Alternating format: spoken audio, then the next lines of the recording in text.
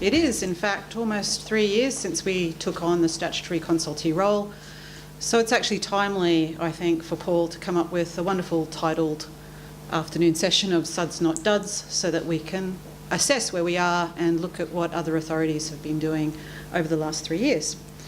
So as Mike said, my name's Bronwyn Buntine. I'm the Sustainable Drainage Team Leader within the Flood and Water Management team at Kent County Council. We have a statutory function and deliver projects and other members who deliver natural flood management, undertake ordinary watercourse consenting and such. So this afternoon I'm going to have a look at, discuss, give you a background on Kent's context, the local planning consultations and what local planning means, our policy, how we undertake engagement, give you some key learning that we've learnt over the last 2 years, and the challenges and opportunities that we see for us going forward. So within England, Kent is one of the largest counties. We're in the top 10 for area and population.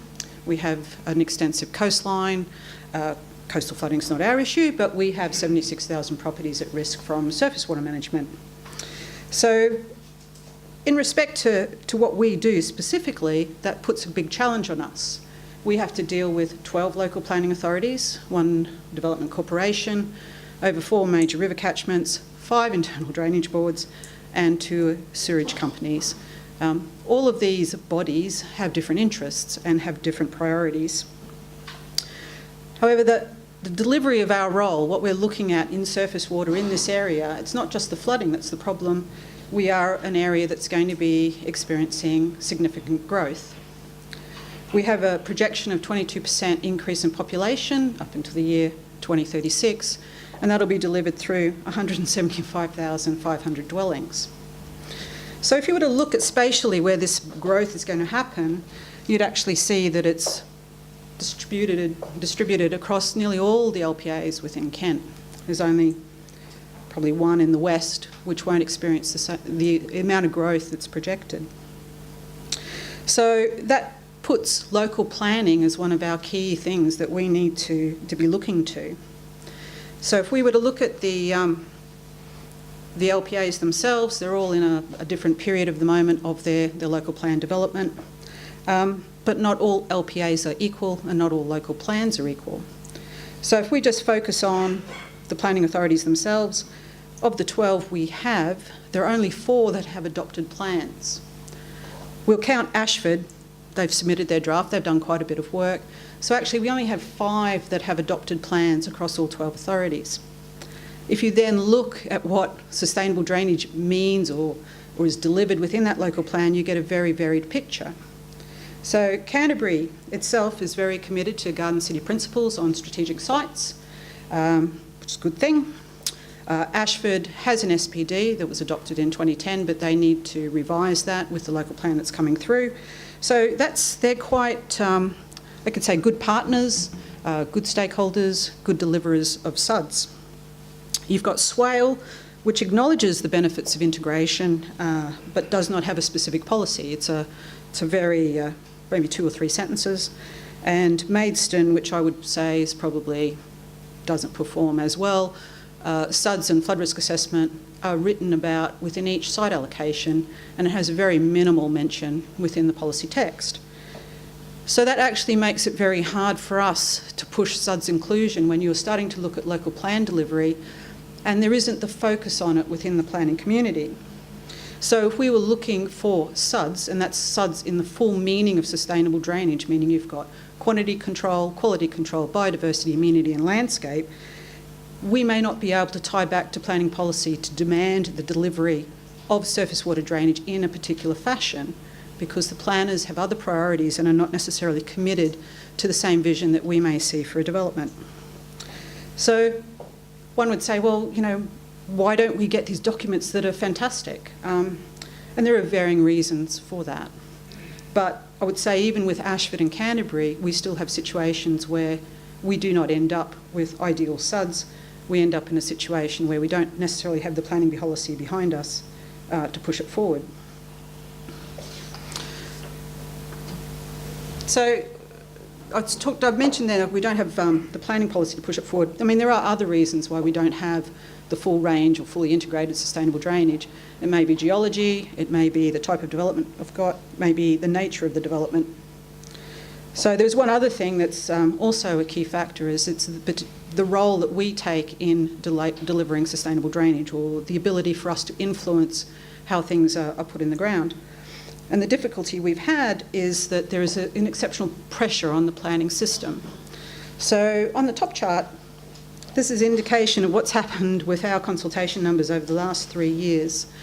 When we were going to be the SAB under Schedule 3 in the Flood and Water Management Act, we were operating on numbers of about 540 major planning applications a year. We didn't expect that it to be one major application, you'd get one consultation. I think we all knew that there would be more consultations per planning application.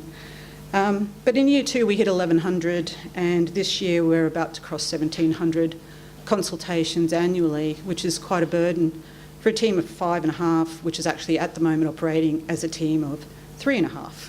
So that pressure makes it very difficult for us to do our job, because I think one of the things that brings us all to the role that we're doing is that, you know, the ability to persuade, to influence, to educate, to actually get the message of sustainable drainage out to our house builders, our developers and the consultants we're dealing with, is one of the really exciting things about doing our job and doing our role, because we have a positive benefit of seeing improvements happen.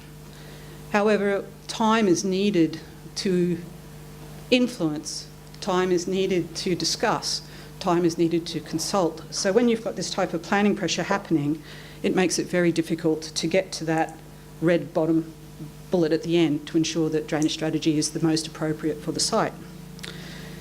There is one other key issue that we struggle with, and the numbers are a little bit small maybe on the green chart, is this is the measure of consultations against major applications per local planning authority, and they're all over the shop. You would expect, Ashford's pretty good, 63 major applications in the last year. We've had 84 consultations, that's not too bad.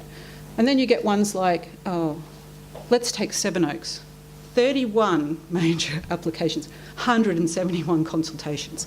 So, you know, we struggle with our LPAs, making sure that they're talking to us when they need to be talking to us, that they're talking about the right things, that they're not talking to us about things that are outside our remit.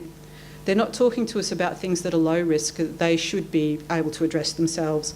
And they're considering what information they're actually being submitted, because one of the key things that we, probably the most frustrating thing that we deal with all the time, is the lack of information, the lack of base ground investigation information that's not submitted. So we will often, more than often, get something submitted for discharge of condition, which is just a plan. There are no calculations. There's nothing else that goes with it. And you sit here and you go, how am I supposed to work this out? I don't know if it operates properly. So that would be one of the key difficulties we're faced with. And how do we say, well, you know, we've got a problem here that we need to address? The first couple of things, the remit and minors and low risk, that's a process issue. So we've looked at our team, we've looked at a way of working our way through that to do that more efficiently. But the second one, the last one, the lack of information, that was really about education. That's about how do we get our community to properly understand what we want, what we need, and what we think needs to be provided to demonstrate a system operates appropriately and is the appropriate drainage system for the site. So we did publish a drainage and planning policy statement in September 2015, and it was the goal was to fill the gap between the non-statutory technical standards and link it with National Planning Policy Framework, link it with KCC policy. It was to address the elements that are needed in a drainage strategy. It was to look at, you know, what our priorities are. You know, we have quite clear priorities in relation to mimicking natural flows, integrating with the landscape, maintenance requirements, access arrangements for ditches, etc.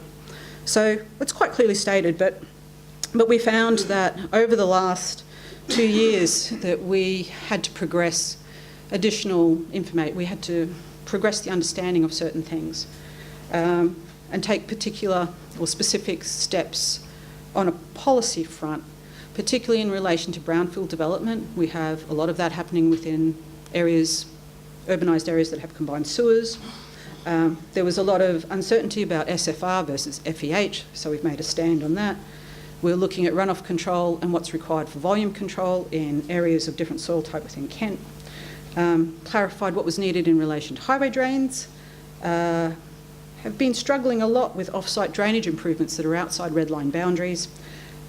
What's needed with respect to development in and near ditches. And the last two, which things, the summary form I tried to avoid, but it became quite clear we really do need a summary form to be submitted. And the final one, verification reports, which is one thing that we're quite committed to now. So I think the policy statement was warmly received by our consultants. It certainly provided clarity for people when they were submitting information. It made it easier for us to say, no, you actually haven't submitted all the information we need. Could you please refer to the chapter in our policy statement? It makes it clear what we require to assess a strategy. But unfortunately, people don't read things, people can't find them, and some people have different learning styles. So we have to do something else. We have to go beyond our policy statement. And one thing we're committed to, or I'm committed to within our team, is engagement. And that's engagement across the board. It's not just developers, it's not just consultants, it's our other partners and it's local authorities as well. So we develop, or have developed, in a very strong relationships with our other partners. You know, that's the EA, the 5 IDBs, and the 2, well, I've only got one there, Southern Water. We've got 2 sewage undertakers. We want to make sure that we understand what their interests and priorities are, because we don't always come from the same place and have the same view. Sometimes we do have conflicting requirements. So we need to be, we can't keep bouncing things backwards and forwards when we're looking at provision of drainage. So we need to make sure we know what's going on. We're also very keen to make sure everyone is aware. So when something comes into us, we do notify other partners that we have who'd have an interest. With respect to local authorities, we hold an annual workshop. Usually we get pretty good attendance across all planning officers for that. We're probably coming into our 3rd year this year, and we have to revisit a lot of things because there's a lot of musical chairs within Kent. You will find a planning officer who's been working for Thanet 1 year, ends up in Canterbury another year, and will turn up in Maidstone 2 years later. But there are a lot of newbies coming in, so we still need to educate new people who are coming into the profession. We are members of the Kent Development Managers Group. We attend that on a quarterly basis, and that's exceptionally useful for talking about how you should condition sustainable drainage, other matters like maintenance, something that we then make consultation or we discuss across all the local planning authorities. We also provide advice in relation to strategic consultation and comment on policy. We tried co-location for 2 authorities and it didn't work so well. It's not to say we won't go back to that, but it was something that we thought, as our highway colleagues do, they do co-locate, that it may be a beneficial way of ensuring being embedded in an authority we might, you know, transfer knowledge better. Didn't quite work out, but we'll come back to that one. Similarly with the development community, we have an annual workshop or an annual seminar. We attend the Kent Developers Forum to try and get information out there when we need to. We've considered a newsletter.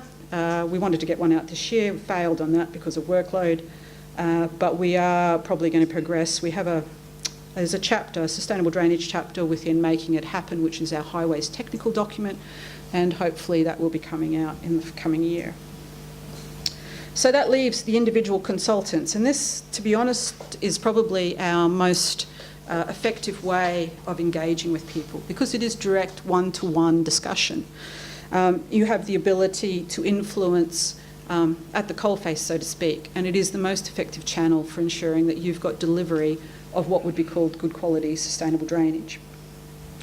So with our pre-application discussions that we have, we started promoting them, we started charging for them in January 2017. We were promoting them prior to that, but we didn't get very much take-up, because I think, you know, when you don't pay anything for something, you don't really value it. But if you pay a little bit, well, actually, I'm going to value what that person gives me. And I think that that's what we've been selling, is we've been very clear that We have meetings, we want to assess the information that's available, we want to give direction, we want to look at the information we have, we want to see if there's anything that's missing, and then we will give it to you in written minutes. And if they disagree, we do revise them. And that is written evidence of what's been agreed for that site, whether it's discharge rates, an approach or concept, or we've agreed that we'll talk to the EA, or we've agreed that we'll go and talk to highways. It's very important that it's something that is a product and is deliverable to them. So on average, we're probably around 5 to 6 pre-applications a month. That varies as to whether they're just written or on site, but it's going to be likely netting us about over £20,000 this year, which isn't huge when you compare it to some other counties, but at least it offsets our cost and does pay for our technical support officer to some degree.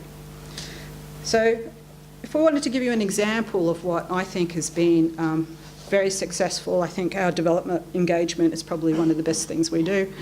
Wanted to give you an example that's been undertaken. This is in Staplehurst. This was for a site that was, it had full approval for 185 residential units. It was approved with conditions. When it came through, there was a bit of a rush with getting the application in and signed off. And the condition was worded to be able to vary it from the strategy that was presented, because it was designed for Cuba. And there was questions, I think, as to how that would have been delivered on the site. It then turned out that the strategy actually then resulted in some conflicts with Great Crested Newt mitigation, and it didn't actually incorporate itself within the existing landscape. So Staplehurst is largely flat, pretty flat, wheeled clay, wet, ditches around the agricultural fields. And the strategy they'd presented to us, hopefully you'll be able to see it, they had a number of existing ponds on site. They didn't really use them. They had a pipe system with permeable pavement and cellular storage, which then connected, I don't have a pointer, but there were just occasional points where it would discharge to the surrounding ditch system. So you've got a ditch system which over time, these are agricultural field ditches with a hedgerow that's been there, unmaintained, it's a complete mess. The invert of the ditch rises because you've got this accumulated stuff, junk, landscape, silt, leaf matter. And you effectively, there still might be a drainage channel, but it's not particularly conveying very much. But on the other hand, you've got some very nice features within the site. This is on the western side. This part of the site is grazed, but it's quite, has a lovely feature, has a very nice supply of water. Yeah, good thing. And then you have some ditches also, which are probably in a little bit better condition. Again, positive feature, but if you were to consider what would be the health of the trees, it would be in question. So the day that we took these, we had a site visit that was arranged with the developer, the engineer, their ecologist, our council biodiversity officer, and ourselves. We had basically sat down to look at the drainage strategy, because they had come to us, and when they'd realised what they had committed themselves to, they said, oh my goodness me, we're going to have to bring 70,000 cubic metres of fill on site to achieve positive drainage. And they go, well actually all the ponds aren't going to have any water in them because there's a positive drainage system that's going to collect all the water and direct it elsewhere. So those lovely ponds actually wouldn't be there in another X number of years because they had no water supply. So this prompted the attendants on site to reconsider what actually were the objectives for the drainage strategy, what could we do with incorporating it into the existing drainage system, what did that mean for Great Crested Newts, what did that mean for the existing ponds on site. And as I soon learnt that if you've got a pond that is for GCN mitigation, you can't put surface water into it, but if it's for enhancement, you can incorporate it into the surface water strategy. So the solution that we came up with was the utilisation of the ponds that were within the site boundaries, utilisation of the ditches within the field areas, and a recognition that just because a feature is there, it's not sacrosanct. it doesn't have to be totally ignored. It actually should be incorporated. And it's in our best interests to look at the profile of our ditches so that they're maintainable and so that they can go sustainably into the future and act as a drainage feature. You know, the ponds were redesigned to have 4 bays for water quality. There's still a lot of permeable pavement. There's not so much cellular storage. A lot of that, thankfully, has gone. And we've now got into a place where we don't have Q-bar. We have probably staged discharge. And it's, you know, it has effectively enabled us to have greater flexibility.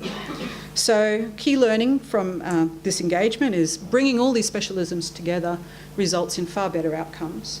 Our site meeting resolved things very quickly, and that's a thing that we certainly encourage within the team. One third thing, which is probably the most important, is that development of a relationship on one project at one site, rolls over to other locations. The ecologist and the engineer on this site were back in to see us last week for a site in Canterbury. And that's, you know, we're developing a relationship and trust and an understanding of where we're going to. It gave us efficiency because we'd already seen the drawings, made it easier to review, and it delivered a better scheme. So if I was to, I've mentioned challenges and opportunities throughout my discussion. There's a number of them: lack of design objectives, the developer timelines, the planning pressures, different house builder business models, what they expect to see on a site.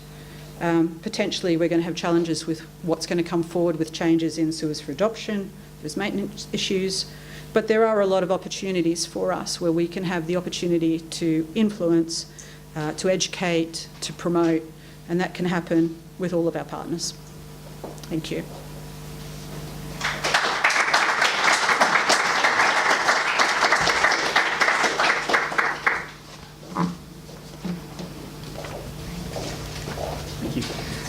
Thank you to Bronwyn. We'll just ask her to stay here for a few minutes, just if there's any points of clarification. If you could wait for Paul to arrive with the microphone, state your name and the organisation that you're representing, and then obviously briefly state your question, and then Bronwyn will answer those, I'm sure. So, any questions from the floor at this stage? Yeah. Hi. It's Chrissy from Leicester. Just to say, you mentioned lots of partners. You didn't specifically go on about any political partners. Do you spend time trying to influence councillors and decision makers? I'd say they probably try to influence us, which is unfortunate. No, at the moment we're not working with our cabinet. 2-3 years ago we did. Once we took on the statutory consultee role, we haven't gone back to do any further learning, teaching, educating with them. That would be something that we'd hope. We've got a new officer role that's coming in that's talking more about community liaison, which will have a bit of a higher profile role with members. There's another question there. Zorika Todorovic-Atkins. You mentioned the verification report, and we all know how it is important to make sure that the SuDS is installed properly. Could you just elaborate a bit more how you're doing? Is that after, post-commencement, post-construction condition, or in which way is that? Okay. Just what prompted that, we had a gross failure, an absolute gross failure of a pond that was outside the red line boundary for a development within Maidstone. The pond wasn't delivered. It was built with 1 and 2 side slopes. It had Harris fencing. It wasn't grass seeded. It was bomb crater. It looked horrible. And when we went back to the council offices, we said, well, what are we going to do? We've got to do something. We've got to enforce it. And the way the wording of the condition was, it was just delivery of a surface water drainage strategy, and that was it. There was no ability to enforce on the delivery of the pond. It wasn't tied to anything. But we acknowledge that things happen during construction and things change. So we now have a condition that we recommend to all of our authorities, and they've generally agreed with it, is the submission of a verification report that's prepared by a professional engineer with photos, calculations, etc., which demonstrates that that which is constructed is compliant with that which is approved. So we've had sites which have taken permeable pavement out, changed discharge points, etc. Well, I don't to be honest, I don't really care, as long as it provides the same drainage function and provides the same management of surface water that it was approved to and doesn't create any flood risk. At the end of the day, that's what we need to see.